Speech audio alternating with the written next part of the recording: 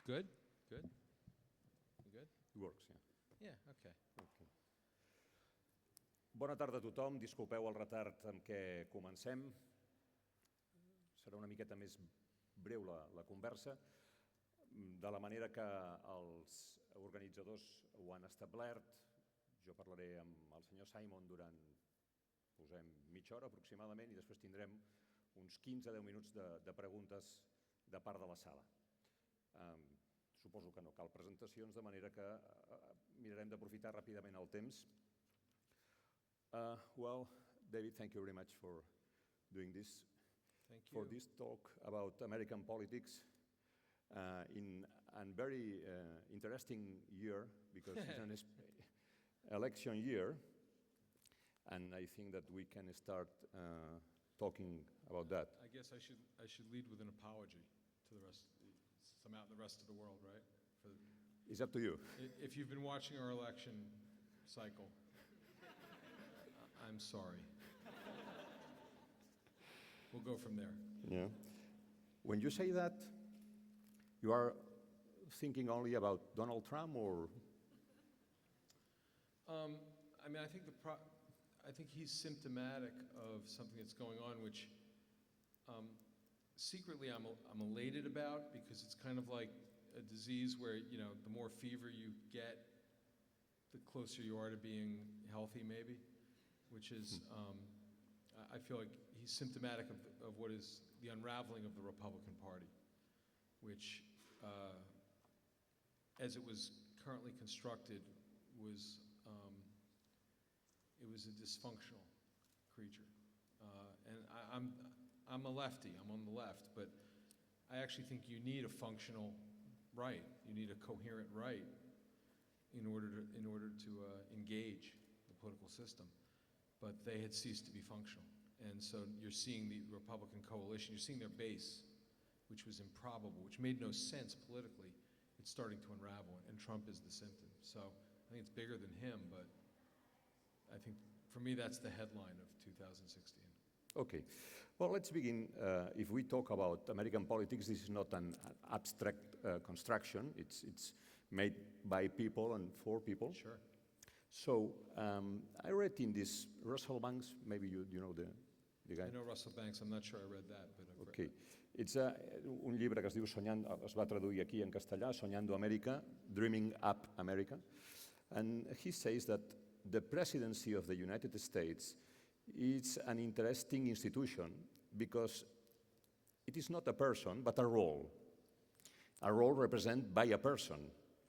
We choose presidents, he say, we choose presidents, but we don't base our vote on experience or political opinions, but on the ability of candidates to connect with our basic creeds or our basic myths. And myths don't need to be smart and elevated. That's true. It's very good. I won't disagree. I think in some ways, Teddy Roosevelt described the American presidency the most aptly when he said, it is a bully pulpit. Its power lies in imagery and in the ability to sort of shape and seize a political center, whether or not that center is center left or center right. It's virtually impossible to lead from either wing. You can't lead from, you know, hard left or hard right for very long in America.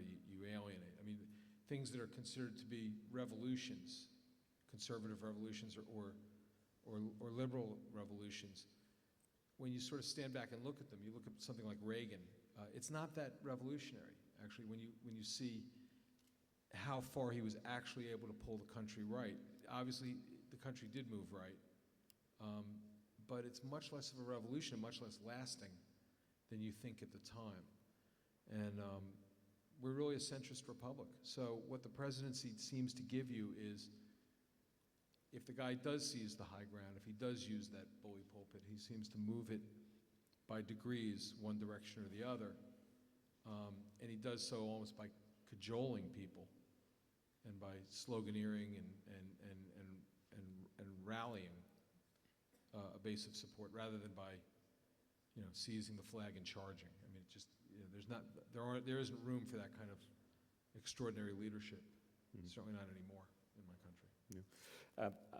I think that we can agree that almost everybody in this room that Obama is a smart person and a well-prepared, well-intentioned person, but at the same time, he has a lot of problems in doing his program. Sure. So the Obama's presidency shows how difficult it is for a president. What the limits are for a president in American politics? Yeah, I mean, we have a real problem that is new. And by new, I mean the last 20, 25 years, it's been growing. And it's that, I mean, we've reached a point where massed capital, where massed capital has succeeded in purchasing a certain amount of our government. It's a fundamental problem that we have, and we've exacerbated it through a series of legal decisions that allow corporations to contribute unlimited amounts of money to political factions, if not directly to the candidates themselves. And so I think the presidency still stays the presidency, and we can elect smart people president, and they can move the country to some degree left and some degree right from wherever they are, depending on who we elect. But in particular with the Republican Party, because they are so adverse to anything that is against the interests of capital, that Congress has just become inert. It's broken. It's the broken part of government. And the stuff that they're pulling, the misadventures that we're now having of, we won't vote on a Supreme Court justice because, we want to try to wait till the end of your presidency. I mean, this is unprecedented. These are people who are no longer committed to the idea of, okay, I'm a little right, you're left, we don't agree. If you got the votes, you're going to win. If I got the votes, I'm going to win. We'll argue about it. They're sort of opting out of the basic compact of government. And in fact, a lot of the rhetoric of the right in my country has been, government's the problem. And of course, they say this while they're running for office, which is, the hypocrisy of that is profound. So Congress is broken, and the American people sort of know it. I mean, Obama's approval rating right now in America is 53% in the latest poll. Congress is 7%. 7% of Americans approve of the job that Congress is doing, whether they're right or left or center. 7% is their approval rating. But they don't care, because the only people that you answer to if you're a congressman in America are your donors, are the people who are going to hand you money or hand the other guy money. So that's broken. That's not democracy anymore. That's not a republic. That's not the usual to and fro of coalition governing or of consensus. That's just money, and that's what we've become. Well, my views on Republican Party are more or less the same than yours, but to be fair, this is not the Congress the only problem Obama has. Maybe the whole American democracy has a problem with super PACs, with money. I mean, when he can deliver a public healthcare system, well, you can see all this special interest pushing for not doing that. This is not only a problem from the Republican Party, but maybe from the market. Oh, I think its origins are the market. I think the Republican Party is the one most held prisoner by it, simply because it's always been the party of business, going back, more than a century in America. And so that's where the money is targeted to, or withheld from, depending on your vote, by capital, by business. I think the origin of the problem is business, is capital, which is no longer, what is a corporation? But under the law, it's an individual. That's why you incorporate, because you have the same rights legally under the law, economically under the law, as an individual. So you have a corporation, and then you can certain liability issues, and here we go. I have a corporation. When the Supreme Court says corporations are people, there's an equivocation there, because what would you call a person whose sole responsibility is to maximize profit, which is, if any shareholder ever told you otherwise, that's what a corporate, our jobs are to maximize profit. I don't care about my mother, I don't care about my father, I don't care about my kids, I don't care about the future, I don't care about the environment, I care about the quarterly profit. Is it up or is it down?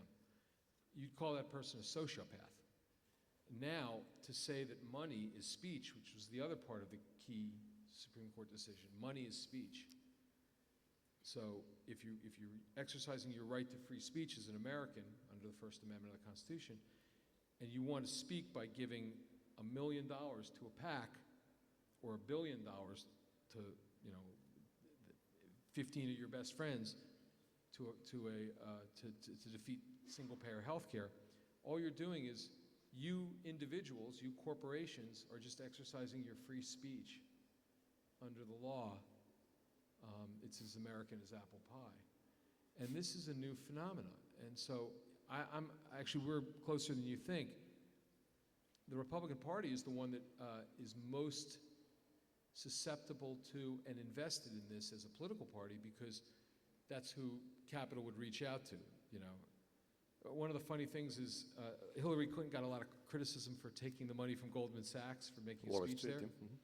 But she could rightly, whether she should have taken the speech money or not, we can argue about.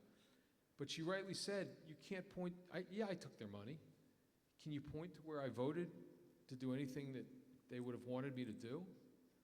And at least she has the credibility of saying, there was no quid pro quo. They paid me for a speech, and I still voted against them. But not everybody votes against them. A lot of people need the money more, and it's not just positive. It's not just we'll pay you money and help you get reelected. It's, wait, you're going to vote against us on this issue? And they'll literally walk into a congressman's office and show him the ads that they're going to run against him a year from now. They'll show him they'll mock up the television ads, and they'll say, and here's the donors who are going to give us $15 million, so these will be playing in your home district every night, every 15 minutes. They'll show you the money that they're going to use to knock you off and to get you out of office. That's how you buy people. Mm-hmm. So, you have been with President Obama at the White House 1 year ago, more or less? For like half an hour, yeah. Half an hour. Yeah. It went fast. It went fast. And how was the time with him? He's a very, very bright man. Normally, I work in the entertainment industry in my country, so I'm used to being walking into a room and being one of the smarter guys in the room. Not that day. Obama is really? Extremely smart. He's very quick. His wit is non-pareil, and he connects like on an ordinary basis. Like there's the veneer of public official bullshit is not really there. I felt like I knew who the guy was, which is, maybe that's a skill set of, maybe I can, but like as soon as the mask comes down, as soon as the camera's off, and the camera, he's not exactly false in front of the camera, but he's aware the camera comes off. It's like you're talking to a guy you played poker with your whole life. He's like, and he knew what he wanted to get out of the half hour, and he negotiated that in shorthand very quickly.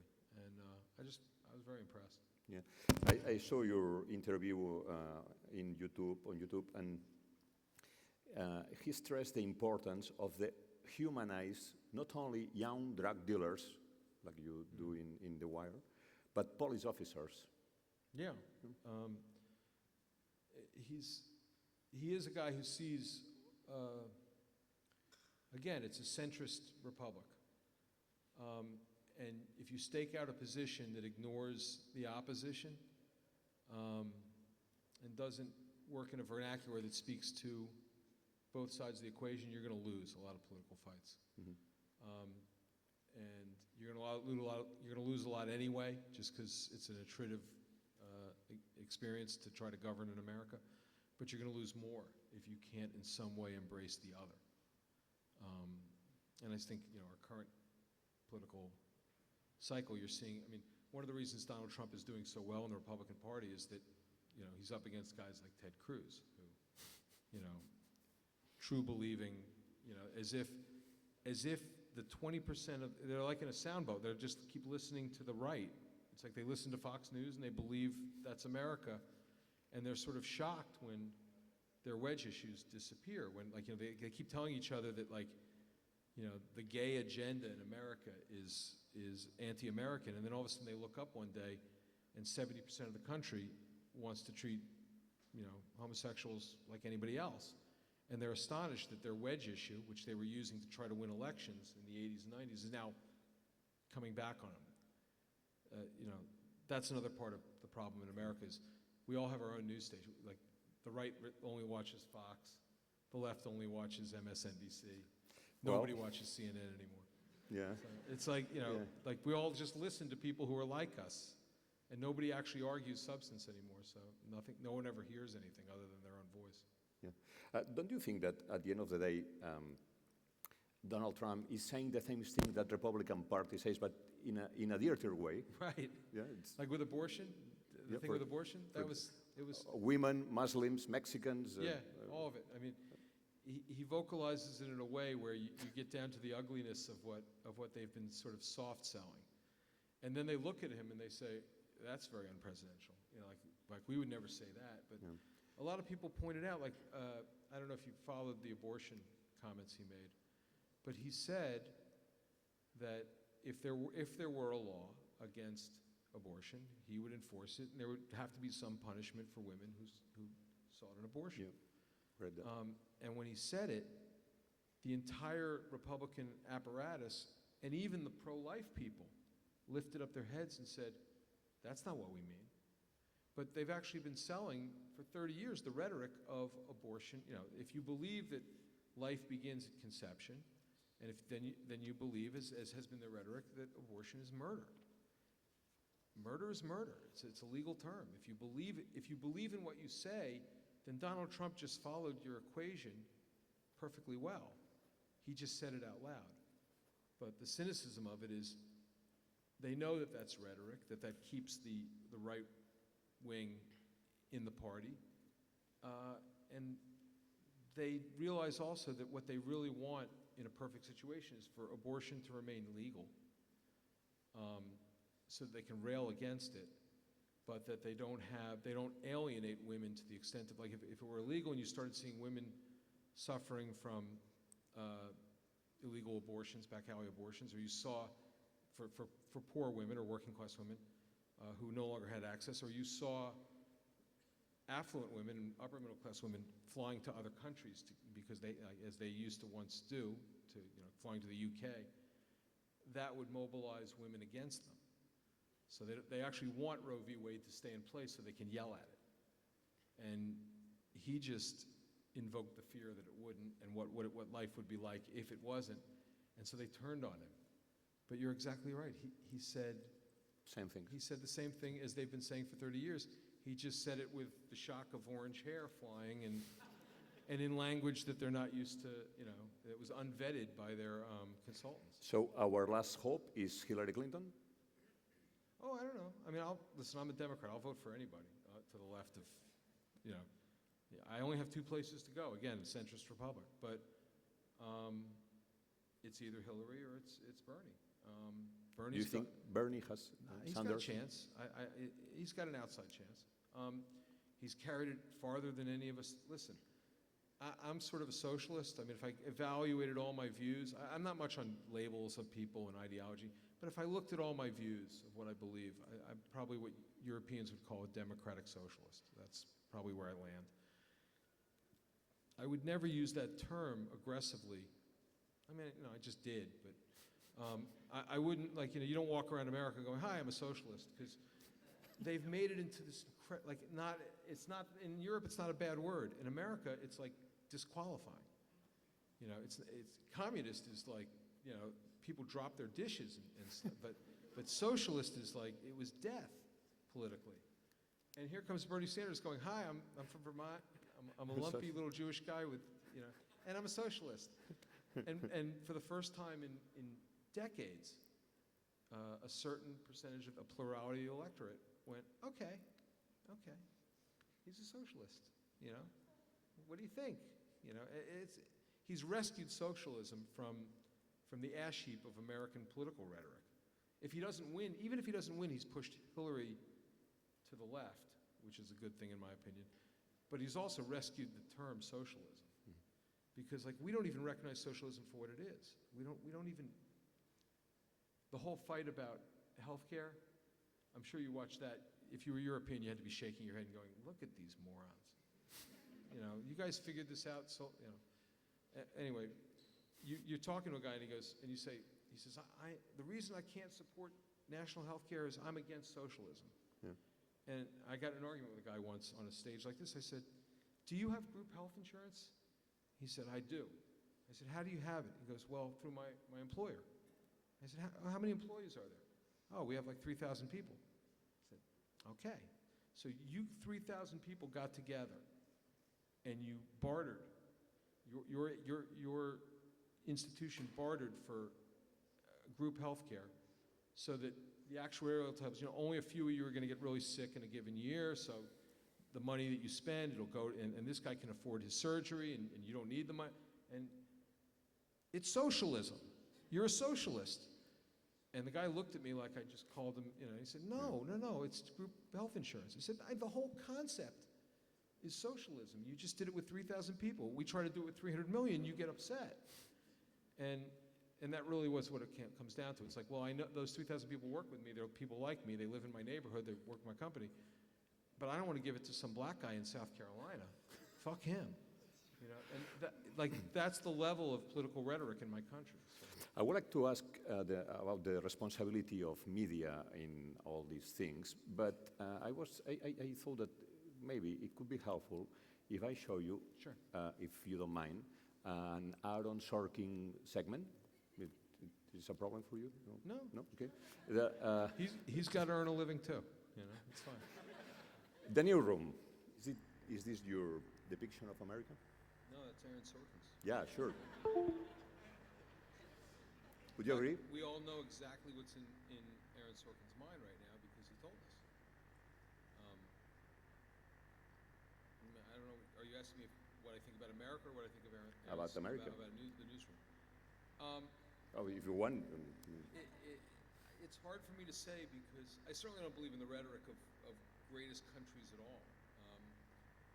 There are countries with attributes and problems, and you know, there are countries who have larger footprints economically or in regards to foreign policy, and we've been a big elephant in the China shop for a long while, or the bull in the China shop. I'm mixing my metaphors. The elephant's in the room, the bull's in the China shop. But I think, I mean, I take to his sentiment that something has gone out of the American ethos in the last 30 years that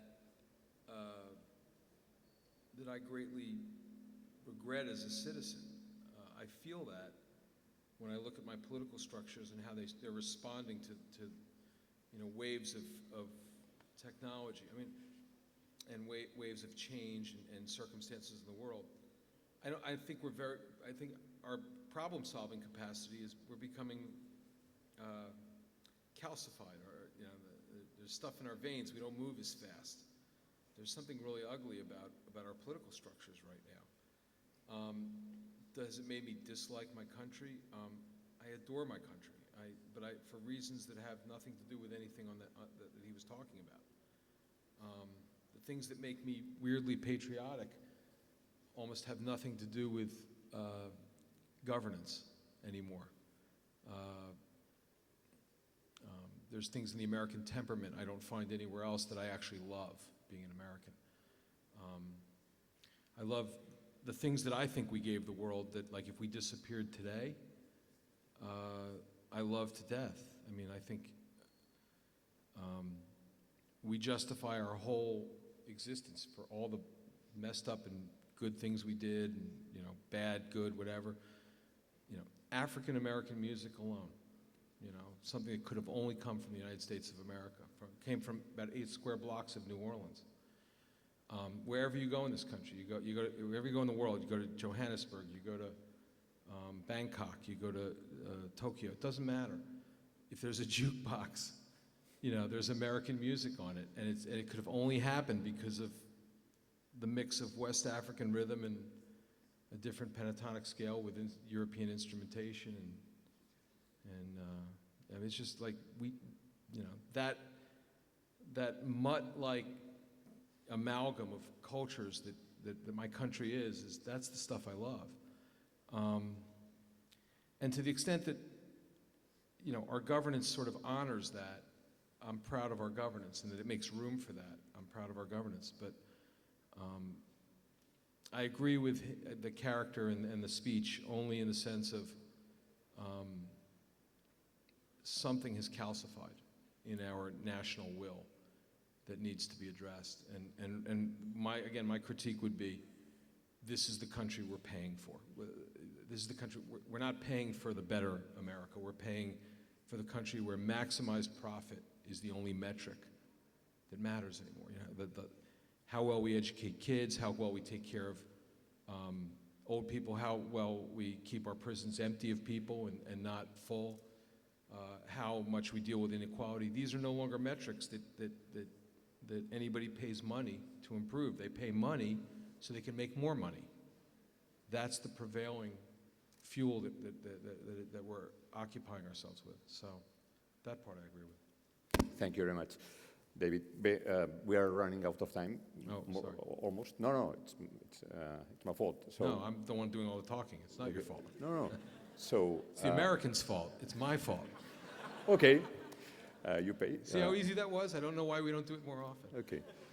De manera que suposo que hi haurà algun micròfon aquí a la sala i estaria bé que algú comencés a fer la primera pregunta. Aquí.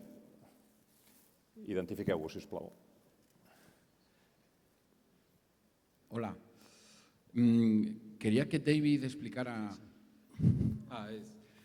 en sus propias palabras la conversación que tuvo el otro día con Snowden en Twitter, porque yo me la leí varias veces, no entendí nada. Habla de los teléfonos quemados, pero que en sus propias palabras explicara lo que piensa de Snowden y cómo fue ese intercambio, ¿no?, tan sorpresivo. Gracias. Sure. Like everything, I land in a weird middle when it comes to Snowden and the NSA. Let me make one distinction to start with. I hope that the American government is really, really good at spying. I hope they're excellent at it. I hope they learn everything there is to learn about the intentions and the will and the nuances of the other governments with which we are dealing. I also hope that all the other governments of the world are really good at spying, and I hope they figure out what our intentions are, what our capabilities are. I don't live in a world of idealized good fellowship. I live on this planet, Earth, and until they get rid of the notion that we're going to array humanity by divisions of nationalism, we're all going to have flags in different countries. De Gaulle said very sagely in the early 60s when he was disappointing somebody with some French policy, it doesn't matter what, somebody said, I thought we were friends. Somebody actually said that, the line to de Gaulle. And de Gaulle said to him, friends? Countries don't have friends. Countries have interests. That's what countries are. That's not cynicism, that's realism. And the truth is, right now, the Americans and the Chinese and the Japanese are flying planes and sailing ships, and the Chinese are building islands in the middle of a sea that didn't have islands before, all to argue over maritime rights off the coast of China. They're playing a game of chicken with each other. Is that a Catalonia knows chicken? Yeah. Okay. They're playing chicken with each other. I sure as hell hope that all three of those countries their intelligence services are monitoring the comms and whatever else they can acquire of each other.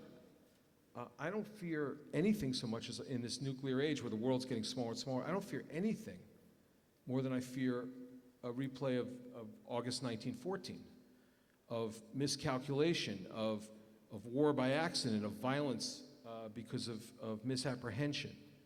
So, I mean, to me, there was a moment where Snowden, for me, crossed the line.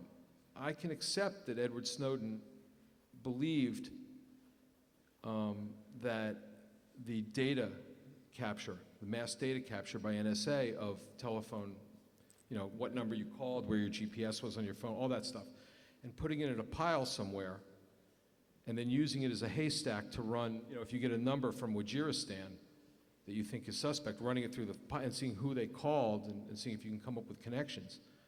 I can get how he might look at the data pile and say, that's a terrible asset to collect all that from everybody in America and have it, because it can also be used to blackmail people. It can be used for bad things. It can be used to create a panopticon of repression.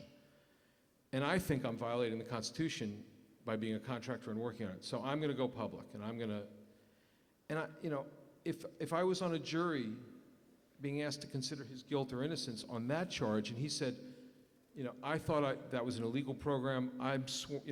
Everyone in the military is sworn to defend the Constitution of the United States. That was wrong. Whether he's right or wrong about that, and whether or not it was a violation of the Fourth Amendment of our Constitution, whether he was legally right about that, I believe that he thinks he was really right. And I sort of can acknowledge the role he played in, because we need to have a discussion about that. And he created the window for that discussion. So I admire that. The leaving the country, regardless of what it exposed him to, and then having a lot of his revelations be about how we were spying on Germany or Merkel or Israel or Hong Kong. I don't care. I think it's the most non-scandal that I've ever heard of, and I think it's distracted from the issues. And the issue is this, again, we were just talking about how America can't, I feel like we're not able of governing ourselves. Well, one of the challenges for democratic government going forward and for all time, we now know this, is the waves of technology are going to just keep coming. So here comes this new technology of digitization, and now the phone that you carry in your pocket, it used to be that the government, if they had a reason to suspect that they needed the information, they could get a subpoena and go to the phone company and say, who are they in contact with? And that's legitimate. That's not against the Fourth Amendment. That's you have a right not to be unfairly targeted. You don't have a right not to be investigated fairly. There's societal reasons for the police to do their work. Now the phone in your pocket has all kinds of information about your interactions on the internet. They're not just looking at who you called. The email is right there. The text is right there. So maybe now we need to really discuss the law and change the law and give people an added measure of protection. But instead of having an intelligent discussion about it, maybe now also the court that gathers information or allows the government to gather information, maybe that court needs to be less opaque, and we need to see into the FISA court. These are all complicated questions that balance security and people's right to privacy. And that's an argument that has to be had every day by somebody, and we need to vocalize on it, and we need to address it. So the people who are useless to me, the Americans that are useless to me, are the ones who can only talk about privacy, and also the ones who can only talk about security. The people that can mention both things in the same breath, in terms of citizenship, when I hear both things, I hear liberty, privacy, which is, listen, a country without liberty is totalitarian, and that's a nightmare. But in the other breath, security, collective security, the anti-terror, you don't want, the same phone that can be tracked to abuse a government dissident unfairly can also be used to catch pedophiles who are, sending pictures, or terrorists who are, good is good, bad is bad. technology is neutral. So are you telling me now democracy is so weak, that we're so incapable of arguing these things out, that there's a technology so big that we can't lift it? If that's the case, we're done anyway. Democracy's done anyway. You know, this is the same form of government that has a nuclear arsenal, right? You want to talk about technological fears? Every day I wake up in a country that has a nuclear arsenal that can destroy the entire planet. Many times. Many times.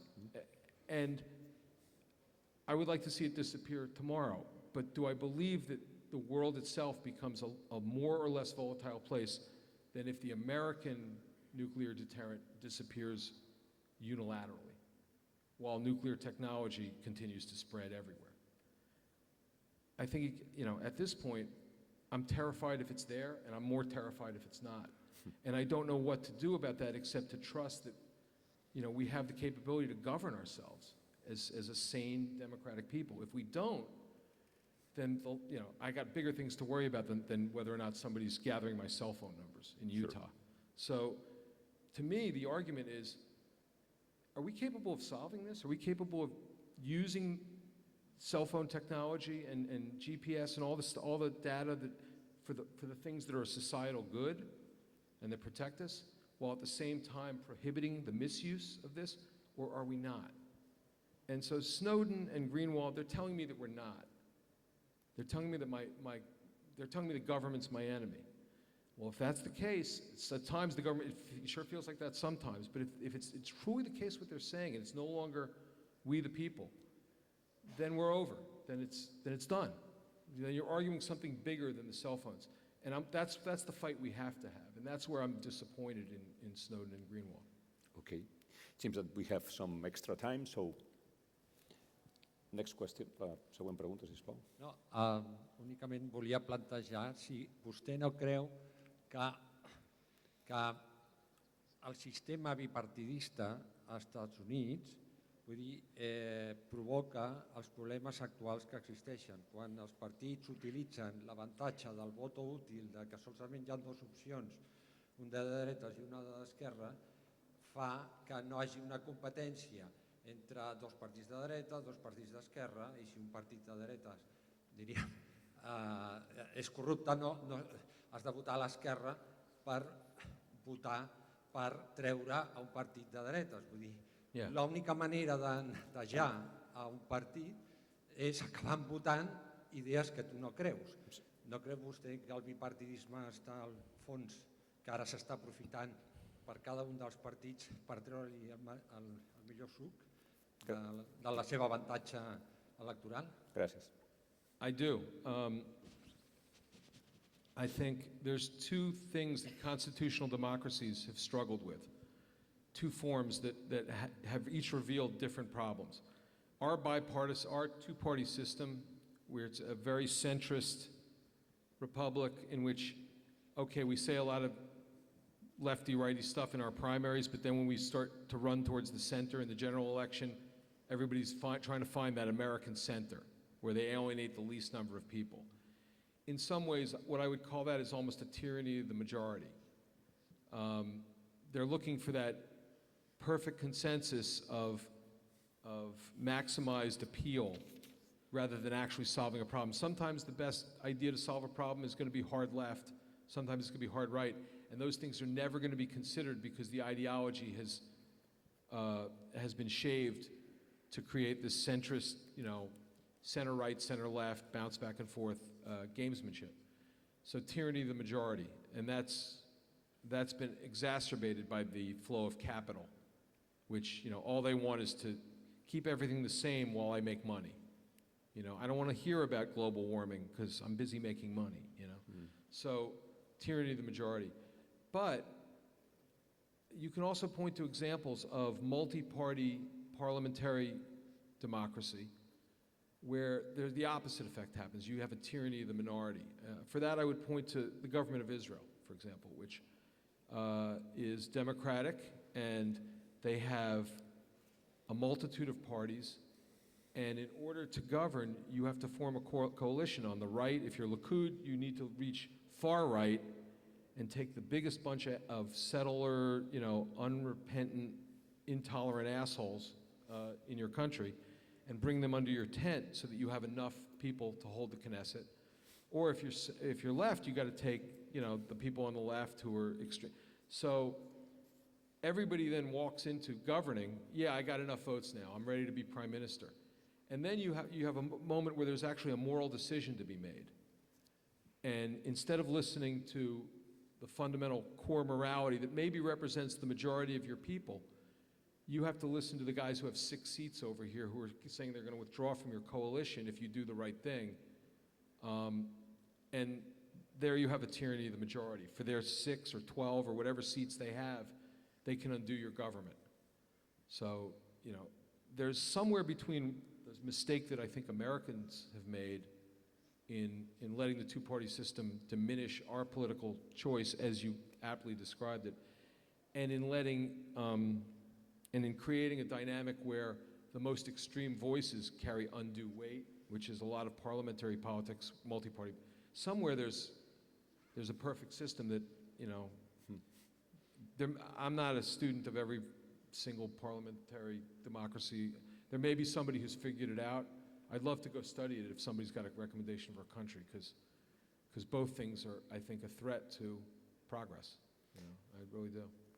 Més preguntes?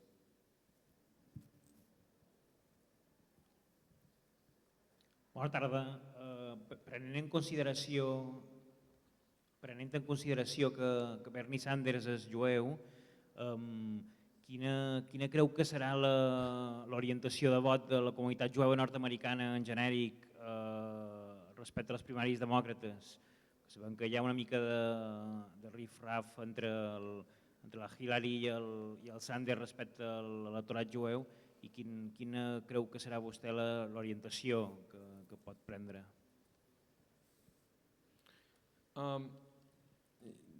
Don't let me speak for all of my fellow Hebrews, because you know, famously, if you get 4 Jews in a room, you get 7 opinions, and that's.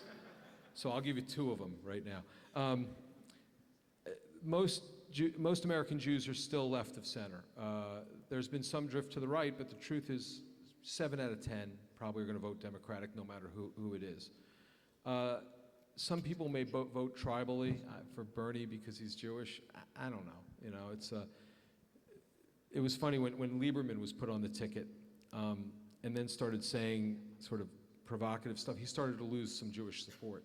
Not a lot, but like, you know, being Jewish wasn't enough if I don't agree with you. So I don't know what Jews as a group are going to do. You know, I don't know how it's going to break for Hillary or Sanders. I know Obama has risked a certain amount of popularity and a certain amount of his base by trying to stay a more even course and hold Netanyahu to certain standards. And that has a cost, you know. I think in some ways, you know, I think Israel has a right to exist. And I think in some ways, some of the European criticism of Israel is a little bit off the charts. At the same time, there needs to be a Palestinian state, absolutely. They need to have self-determination. There needs to be a 2-state solution now, you know, no matter what. Whether or not they're ever going to figure out how to get beyond that to a single state, I don't know. But right now, they need to stop killing each other, and one can't govern the other, and they need to, both people have to have nationhood. And it's not fair. And a lot of people can see that, and they can also see the intransigence of the current Israeli government. And yet, for Obama, where unequivocal support for Israel has always been a paradigm of American foreign policy going back to 48, for him to even say, you know, to be diffident, to put any space between Netanyahu and the settlements and himself carried considerable political risk, and he paid a certain amount of cost. And some of that, you know, Israel right or wrong, some of that stuff that plays in some quarters of the Jewish community, that is going to push people a little bit further away from away from the extreme left towards, as far as even to the Republican Party. So, David, speaking about global politics, how do you see how European countries are managing the refugee Syrian crisis? Far be it from me to criticize anything. The Americans have taken so few people from Syria. It's shameful. It's shameful. The other day, the New York Times had a big feature article on this family, Syrian family that had been landed in New Jersey and had actually been taken in by us, cleared by our customs and immigration, vetted to within an inch of their life. We know all of their cousins, and like the stuff we had to know about this one family in order to put them in New Jersey, while you guys are dealing with transit camps full of humanity. It was embarrassing. If you have any sense of the human cost, what's at stake here, we've done so little, that for me to sit on a stage in Barcelona and explain what you guys should or shouldn't do, I'm not sure, I have any personal standing worth a damn. I'll just say personally, all my people came to America from Hungary and Russia and Poland, either between the world wars or at the edge of the Second World War. And the 11 that didn't, there were 11 that didn't come and went to Auschwitz or Dachau. And I know their names, I have their pictures. And a lot of them couldn't get into my country because those were the years where everybody was worried about, they're all socialists, they're all communists, they're lefties, they're the other. The Jews were the other. And so American immigration was such that they were turned away. I have relatives who got into Australia at the last minute. I have relatives that got into, I know one that got into the Far East, got as far as Hong Kong to save himself. On a personal standpoint, I find this moment to be precisely that. And I feel that, no matter, fear is one thing. We can all be afraid of the other. We can be afraid of the numbers. But it's clear what these people are running from and why they're running. And that feels very familiar to me. Sure. ¿Más preguntas?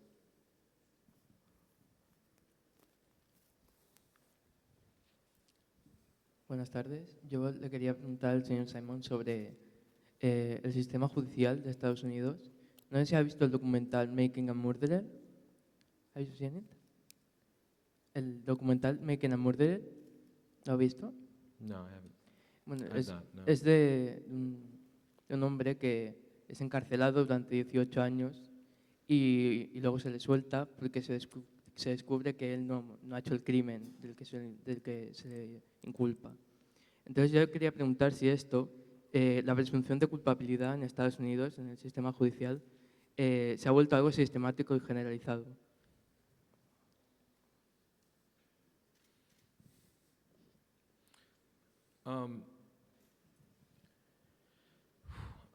If you're asking me if there are innocent people in jail, most certainly, and not just in America, but everywhere.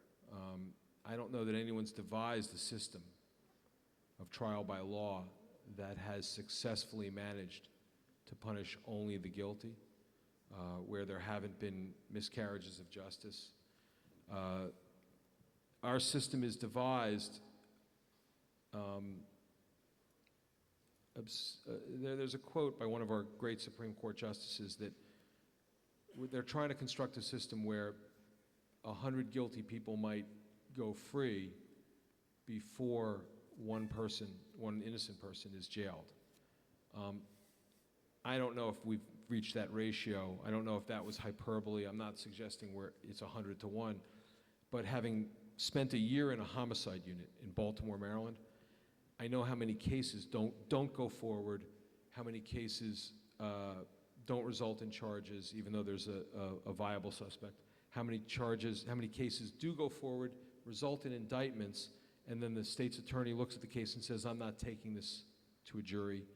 And I know how many cases they do take to a jury where they absolutely believe they have a good case. And about 40% of those, 40% of only the ones that go to a jury are found not guilty by that jury. So the attrition of cases until it even gets to a court trial is pretty notable. And in that sense, you know, in Baltimore, Maryland, in the year that I was in the homicide unit, they arrested people in 7 out of 10 cases. So, you know, it's not speaking anecdotally about the case in your documentary, but that means 3 out of 10, they didn't make any arrest at all. And then if you looked at what happened after they went to the courthouse, only 4 out of 10 received any punishment at all. And sometimes the punishment was 1 or 2 years for reduced charges or whatever. So 4 out of 10 for the crime of murder in one American city. Now, in Baltimore today, because of a lot of factors we can't get into now, but the drug war and the alienation of police from communities is the key one. The clearance rate, the arrest rate is only 3 or 4 out of 10. And probably the conviction rate is 1 or 2 out of 10. So maybe not 100 to 1. And that doesn't mean there's still not somebody who is maybe innocent in Baltimore. It's an imprecise, you know, what are we asking? We're saying we're talking about 12 human beings deciding the guilt of a third human being based upon the performance of 2 lawyers in front of a judge. That's a lot of human element. That's a lot, you know, even if everyone's trying to do the right thing, there's a lot of room for error. And if somebody in that equation is trying to do the wrong thing, there's even more. So, you know, I'm not sure what the alternative is. I know it's a terrifying responsibility for any society to try to address antisocial behavior and punish it on any level. But what's the, you know, would you rather have the state judge it? I mean, is there a computer algorithm that can determine? We've not solved this dilemma of trial by law. We've come up with nothing better.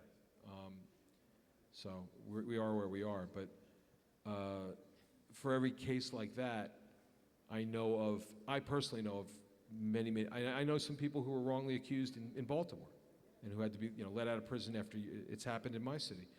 But I also know many cases where they had a pretty strong circumstantial case or a 1-witness case or even a 2-witness case, and it resulted in a not guilty finding. So. Crec que tenim temps per una pregunta. Doncs aquí, sisplau.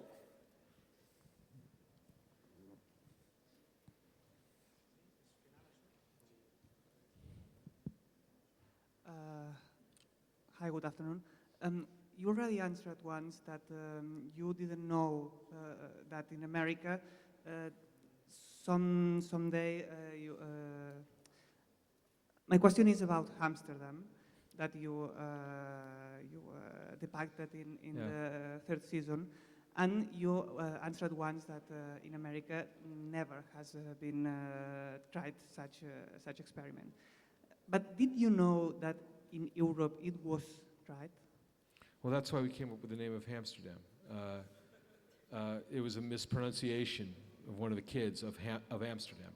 But Zurich, Portugal, I mean, there have been places that have been much more progressive than my country on the rationalization of drug prohibition, which is, you know, the damage done by the drug war in my country to racial relations, to communities, to the faith in law enforcement. I mean, you know, to police West Baltimore now, as a Baltimore police officer, even as a well-meaning peace officer in Baltimore, you're basically an army of occupation. You're regarded as such because of the belligerence of the drug war.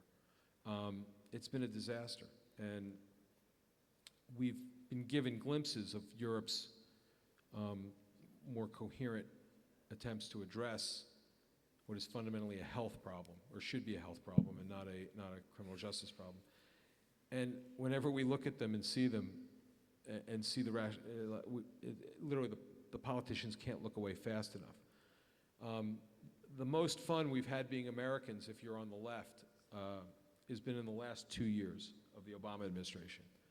It's what people like myself refer to as the I don't give a fuck years by Barack Obama, where he's realized that he's never going to get consensus government from the Republican Congress, so he's just doing what he wants, you know. And he's, you know, I think 2 of the more fundamental places where he's been a genuine delight where we have, his early years were very frustrating to us.